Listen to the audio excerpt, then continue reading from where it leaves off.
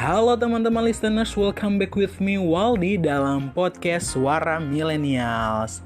Nah teman-teman listeners nih, seperti biasanya dalam podcast Suara Millennials, Bang Waldi bakalan menyajikan informasi-informasi menarik bukan hanya seputar anak muda, tapi seputar fakta-fakta yang belum kita ketahui sebelumnya. So don't go anywhere and stay tuned on this podcast.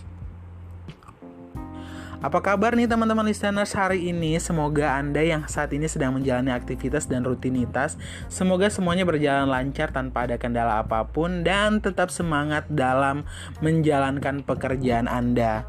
Anda yang mungkin saat ini sambil dengerin podcast saya sedang nongkrong, makan, atau lagi rebahan, selamat mendengarkan karena selama beberapa menit ke depan Bang Waldi bakalan menyajikan informasi unik dan menarik yang Anda belum tahu sebelumnya mungkin, ya kan?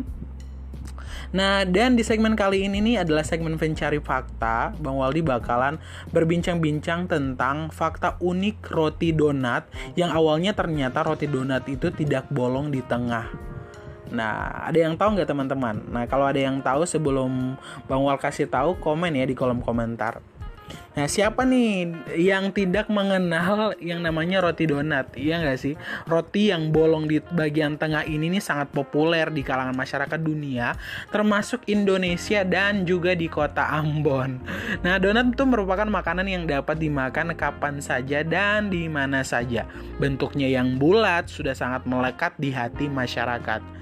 Nah, donat saat ini sangat beragam nih. Selain olahan tepung terigu, donat juga dibuat menjadi beberapa varian rasa yang berbeda.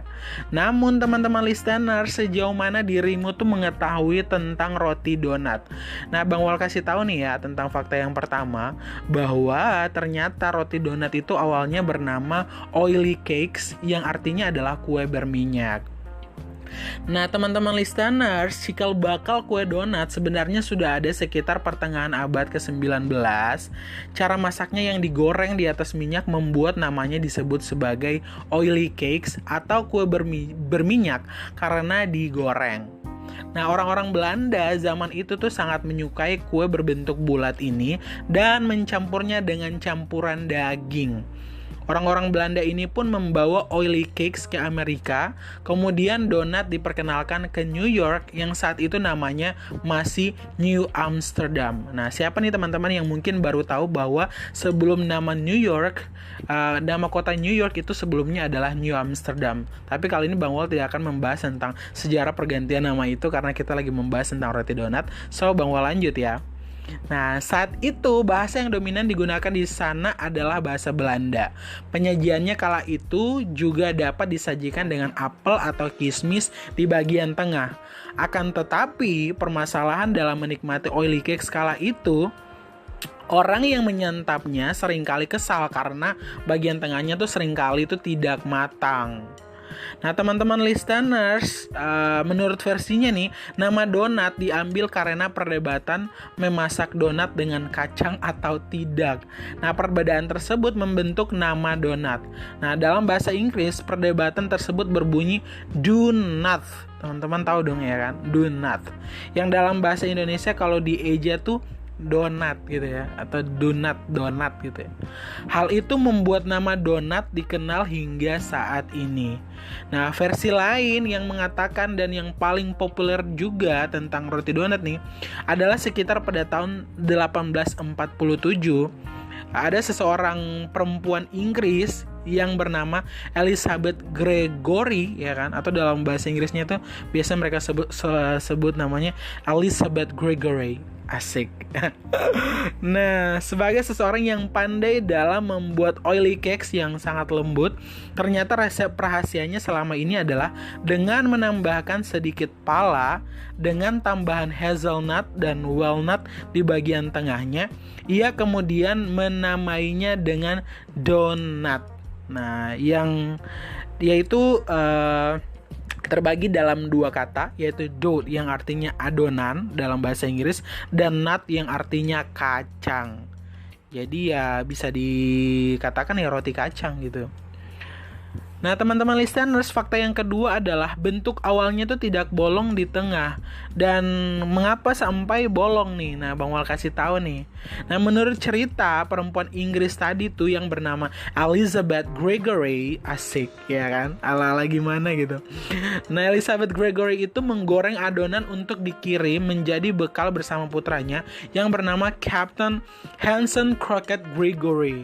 Nah, yang saat itu sedang mau melakukan perjalanan untuk pelayaran pada abad ke-19. Ceritanya hingga donat bolong tengah karena Captain Hanson tuh sedikit memiliki kesulitan untuk memakan donat karena dia sedang mengemudi kapal. Nah, karena ceritanya nih Captain Hanson itu adalah merupakan nahkoda kapal pada saat itu yang ingin berlayar. Nah, kemudian ketika dia sedang mengendarai kapal atau mengemudikan kapal, nah Captain Hanson tuh sering kesulitan ketika memakan donat, dan akhirnya teman-teman listeners nih, Captain Hanson itu membuat lubang di tengah dengan menggunakan jari-jari roda kapal. Oleh karena itu sampai saat ini mayoritas bentuk donat bolong di bagian tengah. Teman-teman tahu dong kalau di kemudi kapal itu tuh yang ada jari-jarinya tuh. Nah, jadi Captain Hanson itu kemudian membolongi tengahnya tuh dengan kemudi kapal itu tuh, dengan kemudi roda kemudi kapal itu. Oke teman-teman, paham ya sampai di sini ya. Nah, fakta yang ketiga adalah donat memiliki kaitan dengan Perang Dunia I. Nah, teman-teman listener, selama Perang Dunia I, donat memiliki tempat yang cukup istimewa di hati rakyat Amerika, dan donat juga tidak pernah terlepas dari suasana Perang Dunia. Orang-orang muda Amerika yang bertempur dan berperang akan dijamu dan disajikan donat oleh orang-orang Prancis sebagai tanda dan peringatan kembalinya ke rumah. Nah, menurut buku Glazed America yang ditulis oleh Paul Mullins, resep donat itu justru pertama kali ditemukan pada tahun 1803. Nah, saat itu teman-teman listeners, donat diproduksi dengan cara manual. Pembuatan donat dibuat dengan menggunakan tenaga manusia hingga tahun 1920. Jadi donat itu teman-teman listeners, yang pertama kali ditemukan resepnya hingga tahun 1920 itu masih digunakan, masih dibuat dengan cara manual. Menurut sumbernya, seorang lelaki pengungsi Rusia yang tinggal di New York yang bernama Adolf Levitt membuat mesin pembuat donat pertama kalinya karena begitu banyak permintaan, sebab sebelumnya membuat donat dengan cara manual. Jadi bisa kita katakan bahwa orang yang pertama kali membuat mesin roti donat itu adalah Adolf Levitt. Kemudian setelah itu donat diproduksi secara besar-besaran di Amerika pada saat itu. Saat itu, Salvation Army, gereja Kristen, dan organisasi amal internasional di London memutuskan untuk menggunakan donat sebagai bagian dari promosi mereka untuk menghormati tentara yang bertempur di Perang Dunia I. Nah, fakta yang keempat adalah teman-teman listeners, National Donut Day atau Hari Donat Nasional.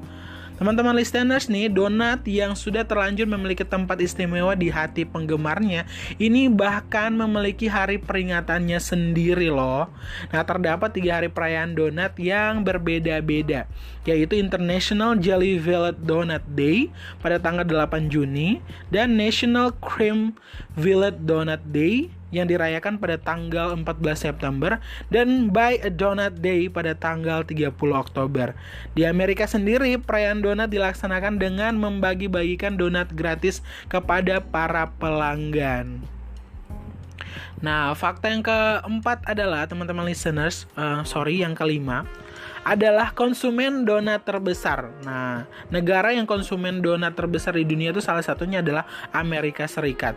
Lebih dari 10 miliar donat dibuat di Amerika Serikat setiap tahunnya. Bayangkan teman-teman, banyak banget ya teman-teman ya. Sebanyak 17 juta diantaranya diproduksi oleh La Mars Donut. La Mars Donut itu adalah salah satu perusahaan donat yang paling terkenal di Amerika Serikat. Nah, yang berikutnya adalah yang keenam, bagaimana tentang perkembangan roti donat di Indonesia. Perlu teman-teman listeners ketahui bahwa restoran donat pertama kali berdiri di Indonesia itu pada tahun 1985 di Jalan Hayam Wuruk, Jakarta Pusat. Nah, restoran donat tersebut semakin lama semakin berkembang hingga membuka gerai dan cabang di seluruh Indonesia.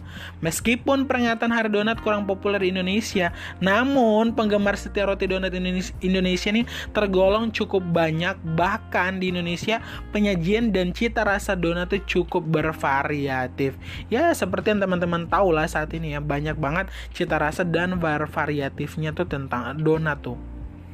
Nah, yang berikutnya adalah donat yang saat ini paling termahal. Nah, tahu nggak berapa harga donat yang saat ini nih paling termahal di dunia? Mau kasih tahu nih teman-teman nih. Donat termahal di dunia dibuat oleh Krispy Kreme dan dijual dengan harga lebih dari $1.000. Nah, donat 23 karat bertabur emas itu diisi dengan jelly dome pregnant campage. Oke. Ini agak sulit banget nih ya. Lidah gue agak berputar gitu kalau ngomong ini. Diisi dengan jelly dome pregnant campage, ditaburi daun emas 24 karat dan berlian yang bisa dimakan. Jadi saat ini nih kalau $1.000 ya sekitar hampir 14 juta lebih ya. Kalau lebih dari itu saat ini nih sekitar harganya sampai 20 juta yang paling mahal saat ini. Teman-teman boleh searching deh donat yang paling mahal saat ini nih. Nah, demikian adalah beberapa fakta menarik tentang roti donat yang mungkin teman-teman belum tahu sebelumnya. So, teman-teman terima kasih sudah mendengarkan podcast ini dan sudah mendengarkan ucapan Bang Waldi. Dan jangan bosan-bosan untuk mendengarkan podcast saya karena di setiap episode Bang Wal bakalan menyajikan informasi-informasi menarik dan unik seputar anak-anak muda dan hal-hal yang belum teman-teman ketahui sebelumnya. So, see you in another podcast dan sampai jumpa.